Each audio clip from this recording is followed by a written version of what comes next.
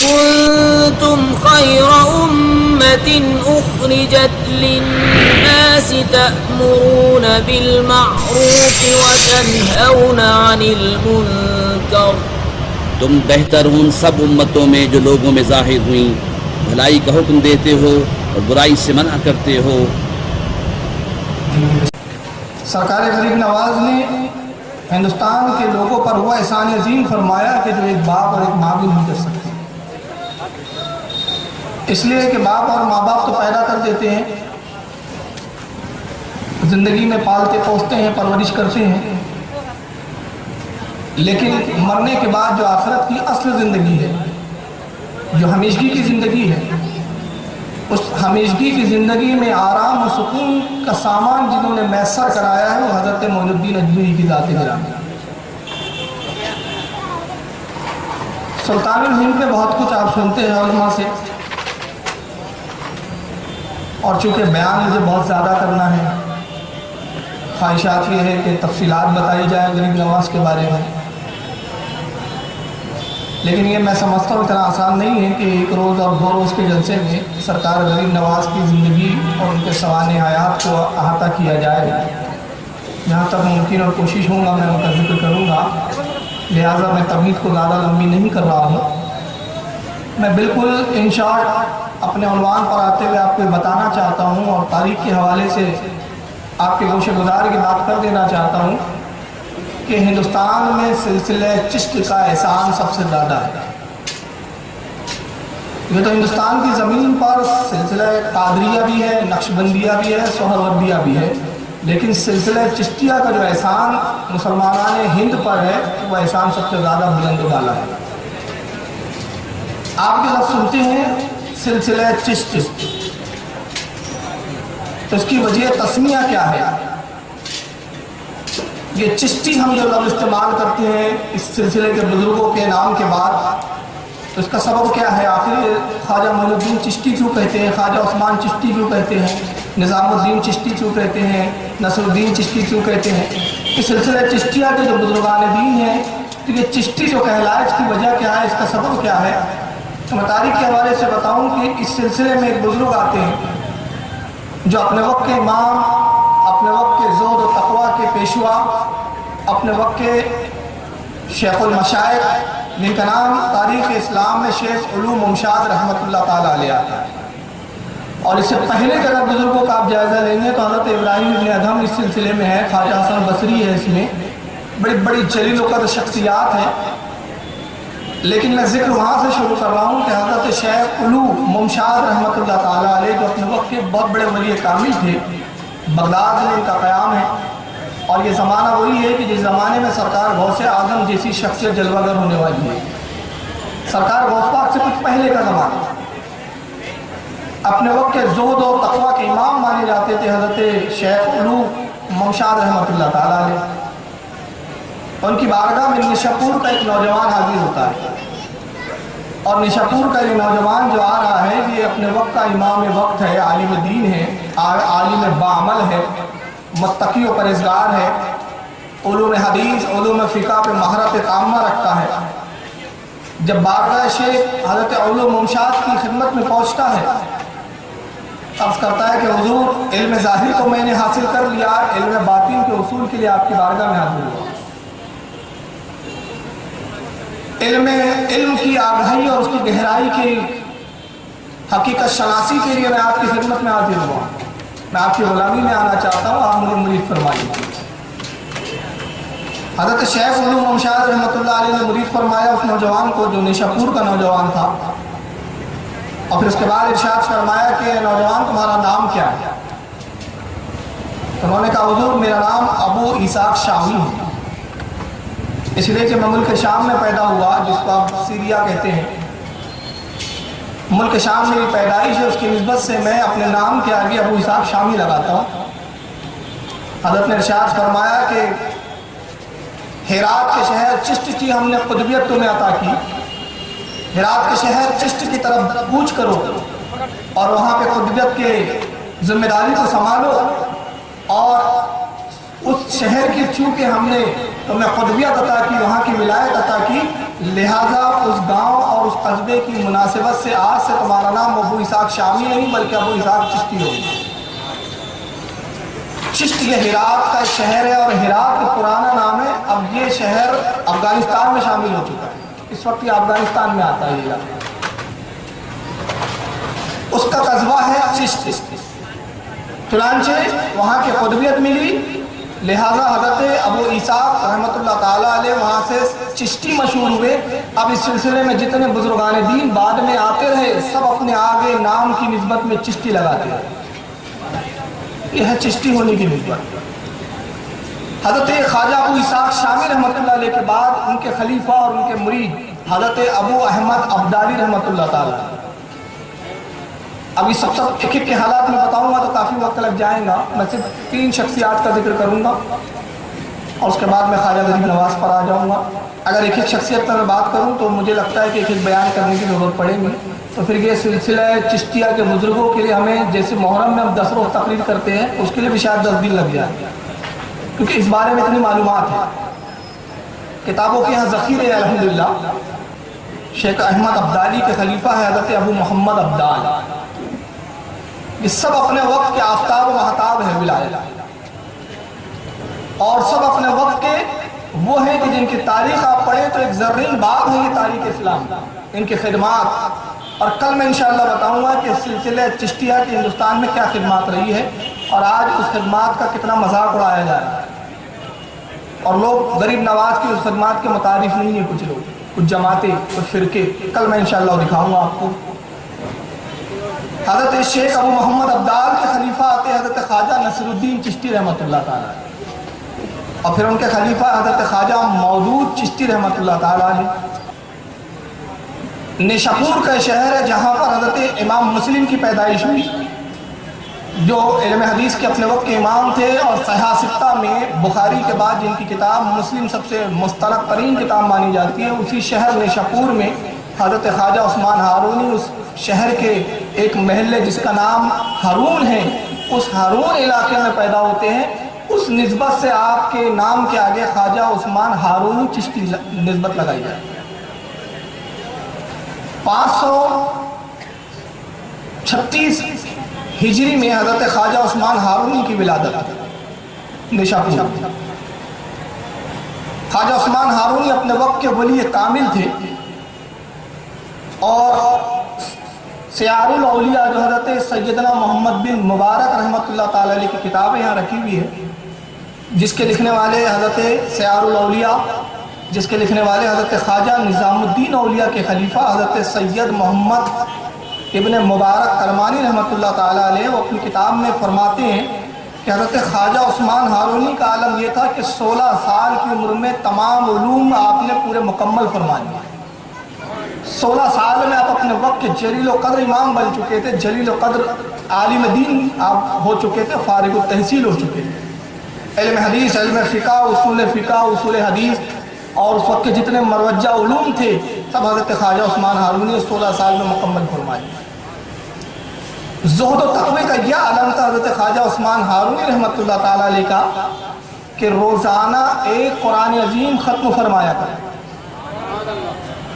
حضرت امام محمد ابن مبارک رحمۃ اللہ علیہ سیار الاولیاء اس کے اندر فرماتے ہیں، اور ایک دوسرا حوالہ آپ اور سن لیں، مونس الاربع صفحہ نمبر 26۔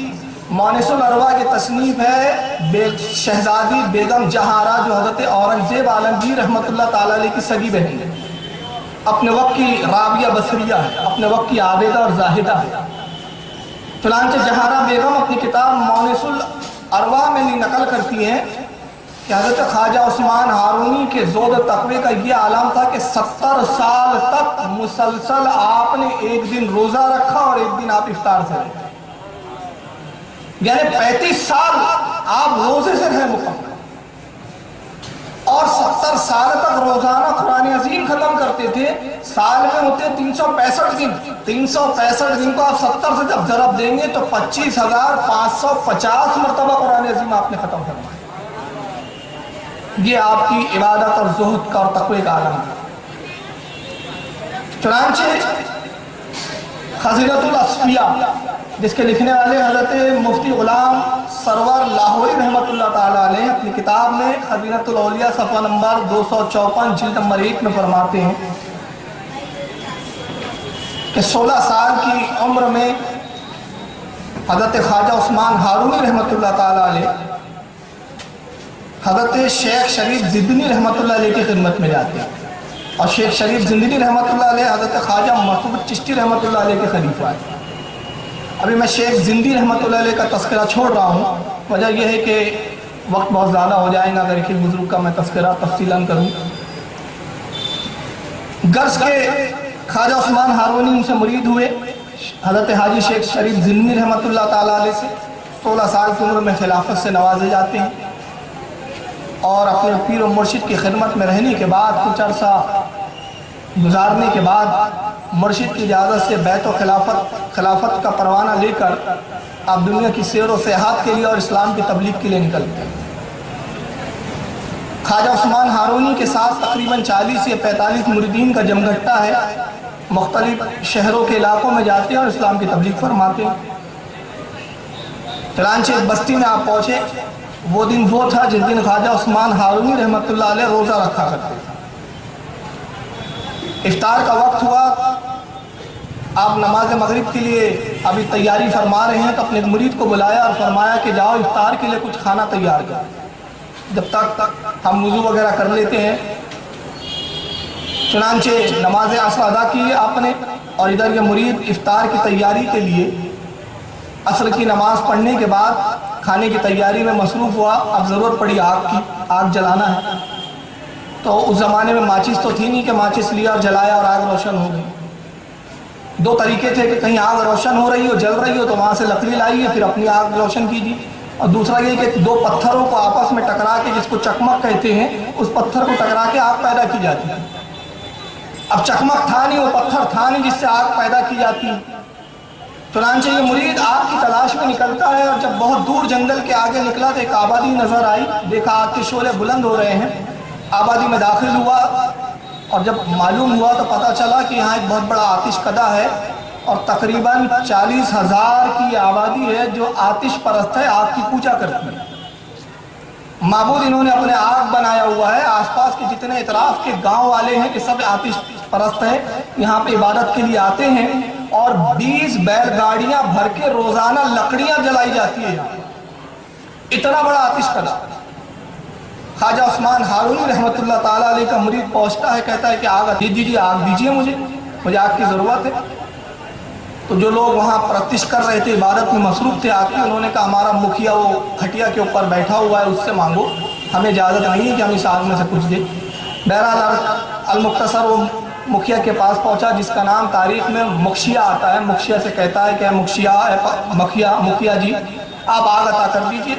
انہوں نے کہا نہیں، ہم یہ آگ نہیں دے سکتے، اور آگ اس لیے نہیں دے سکتے کہ یہ آگ ہماری معبود ہے، جس کی ہم عبادت کرتے ہیں، اس کے جز کو، اس کے حصے کو ہم کیسے تجھے دے سکتے؟ یہ ہمارے معبود کی توہین ہے، یہ ہماری عبادت کے آداب کے خلاف ہے، ہم آگ نہیں دے سکتے۔ چنانچہ یہ ہوا کہ مرید ناکام اور مایوس لوٹا۔ ادھر خواجہ عثمان ہارونی عصر کی نماز سے فارغ ہو چکے تھے۔ ارشاد فرمایا کیا ہوا؟ کھانے کی تیاری نہیں ہوئی؟ عرض کیا حضور کیا کریں، آگ کا انتظام نہیں ہوا، پاس ہی آتش پرستوں کی آبادی ہے، لیکن عالم یہ ہے کہ وہ آگ دینے کے لیے تیار نہیں ہے۔ آپ فرماتے آؤ ہمارے ساتھ چلو، ہم تجھے آگ دلوا دیتے ہیں۔ اب سرکار خواجہ عثمان ہارونی رحمۃ اللہ تعالیٰ علیہ اپنے مریدوں کے ساتھ تشریف لے جاتے ہیں۔ مکھیا کے قریب پہنچے اور مکھیا سے کہا کہ مکھیا یہ آگ تمہیں دینے میں کیا اعتراض ہے، تھوڑی سی آگ دے دو، اس میں تمہارا کیا جائے گا؟ کہتا حضور ہم یقیناً آپ کو دے دیتے، ہمارا یہ عمل کسی تعصب کی بنا پر نہیں ہے بلکہ احترام کی بنا پر ہے، اور احترام ہم اپنی اس معبود کا کرتے ہیں، آگ کا کرتے ہیں جس کی ہم عبادت کرتے ہیں۔ ہم اس کو دے نہیں سکتے، اس کا کوئی جز آپ کو عطا نہیں کر سکتے، یہ ہمارے معبود کی بے ادبی ہے۔ خواجہ عثمان ہارونی فرماتے ہیں تم اس کی عبادت کرتے ہو، اس کو پوجتے ہو، اس کو راضی کرنے کے لیے تیار ہو، تو کیا یہ آگ، یہ تمہارا معبود تم سے راضی ہے؟ کہاں کیوں نہیں راضی ہے، ہم برسوں سے اس کی عبادت کر رہے ہیں۔ خواجہ عثمان ہارونی فرماتے ہیں اگر راضی ہے تو پھر اس آگ میں اپنا ہاتھ ڈال کے بتاؤ، اور اگر تمہارا ہاتھ محفوظ رہا تو میں جان لوں گا اور مان لوں گا کہ واقعی تمہارا معبود تم سے راضی ہے، اور تم نے اتنے سالوں جو اس کی پوجا کی تو پھر تم نے کچھ کام کیا ہے۔ تو مکھیا کہتا ہے آپ کیسی عجیب بات کر رہے ہیں، آگ کا کام جلا دینا ہے، آگ کا کام کسی کو خاک کر دینا ہے، یہ آگ ہمیں کیسے چھوڑ سکتی ہے؟ میں اپنا ہاتھ کیا اگر میں اپنا کرتا بھی ڈال دوں تو جلا کر خاک کر دیں گی، اس لیے کہ اس کا کام جلانا ہے۔ سرکار خواجہ عثمان ہارونی فی البدی فرماتے ہیں تو پھر اس آگ کو کیوں پوجتے ہو جو تمہیں جلا سکتی ہے؟ میں تجھے اس معبود کی طرف بلاتا ہوں جو اس آگ کا بھی خالق ہے، جو اس آگ کا بھی پیدا کرنے والا ہے، اور وہ قادر ہے کہ اپنے بندہ مومن کو، اپنے پسندیدہ بندے کو اگر وہ آگ میں داخل بھی ہو جائے تو اس آگ اس پر کوئی اثر نہ کرے اور محفوظ ہو جائے۔ اگر تو اس منظر کو دیکھنا چاہتا ہے تو آ، میں تجھے وہ چشمدید واقعہ دکھا دوں۔ چنانچہ یہ فرما کر خواجہ عثمان ہارونی نے اس مکھیا کی گود میں اس کا ایک پوتا بیٹھا تھا بچہ، اس کو پکڑا اور پکڑنے کے بعد اس آگ میں آپ نے چھلانگ لگا دی۔ بس جیسے ہی آگ میں چھلانگ لگانا تھا، نتیجہ یہ ہوا کہ ایک شور برپا ہوا، اور خواجہ عثمان ہارونی جب آگ میں داخل ہوتے ہیں، قرآن عظیم کی آیت کریمہ زیر لب آپ ورد فرما رہے ہیں۔ آیت کا مفہوم یہ ہے کہ اے آگ ابراہیم پر ٹھنڈی ہو جا اور سلامتی والی ہو جا۔ یہ آیت کی تلاوت کر کے آپ آگ میں داخل ہو گئے۔ مکھیا چیخ پڑا، پورا جم غفیر جمع ہو گیا کہ کیا معاملہ ہوا۔ ایک عجیب پاگل انسان آیا، خود تو اس نے اپنے آپ کو آگ میں جھونک دیا ہے اور ہمارے بچے کو بھی اس نے مار ڈالا۔ نتیجہ یہ ہوا کہ آنن فانن یہ خبر پہنچتی ہے اور وہ پوری آبادی آتش کدے کی طرف دوڑتی ہے کہ آج ایک عجیب واقعہ ہو گیا، ایک دیوانہ شخص آیا اور اس نے مکھیا کے پوتے کو اپنے ساتھ آگ میں لے کر داخل ہو گیا۔ بہت دیر ہو گئی مگر کسی کی ہمت نہیں ہے۔ اب ہمت کیا ہے؟ جو آگ میں چلا گیا ہو، داخل ہو گیا ہو، کون ہے جو جا کے اس کو بچائے؟ جو جائے وہ خود جل جائے۔ جب کافی عرصہ گزر چکا تو اس کے بعد اسی آگ کے آتش کدے سے ایک نعرہ تکبیر بلند ہوتا ہے اور ایک آواز آتی ہے، نعرہ تکبیر اللہ اکبر۔ اب نگاہیں اٹھی تو دیکھتے خواجہ عثمان ہارونی اسی بچے کو گود میں لیے ہوئے آگ سے باہر تشریف لا رہے ہیں۔ اس کے بعد فرمایا دیکھ، جب لوگوں نے دیکھا تو خواجہ عثمان ہارونی کو اس آگ نے جلانا تو بڑی دور کی بات ہے، آپ کا لباس اور آپ کے امامے کا ایک تار بھی نہیں جلا تھا۔ فرمایا اس رب کی کیوں نہیں عبادت کرتے جس نے مجھے یہ قوت اور طاقت عطا فرما دی کہ یہ آگ میرا کچھ نہ بگاڑ سکی۔ آؤ اس خدا بند قدوس کی طرف جو اس آگ کا بھی خالق ہے، جو تمہارا بھی پیدا کرنے والا ہے، تمہارے پہلے والوں کا بھی پیدا کرنے والا ہے اور جو بعد کا بھی پیدا کرنے والا ہے۔ آؤ اس معبود کی طرف۔ جیسے ہی آپ نے تبلیغ فرمائی، پوری قوم سجدہ ریز ہوتی ہے اور کہتی ہے خواجہ عثمان ہارونی ہم نے مان لیا کہ جس کی قوتوں کا یہ عالم ہے کہ آگ اس کو نہ جلائے، اس کے پروردگار کی قوتوں کا کیا عالم ہوگا۔ وہی اسلام سچا ہے، یہی مذہب حق ہے۔ آئیے ہمیں اسلام میں داخل فرما لیجئے۔ پوری 40,000 کی آبادی اسلام میں داخل ہو جاتی ہے۔